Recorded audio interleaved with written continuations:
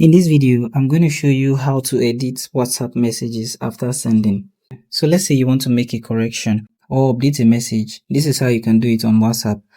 Go ahead and open WhatsApp. And once WhatsApp is opened, you want to go to the conversation and the message you want to edit.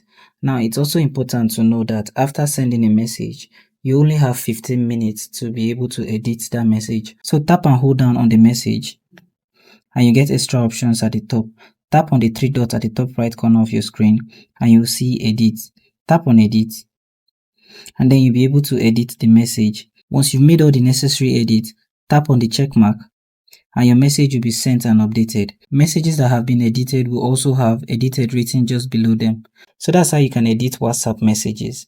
Thank you for watching this video on how to edit WhatsApp messages after sending, and I hope you found this video helpful.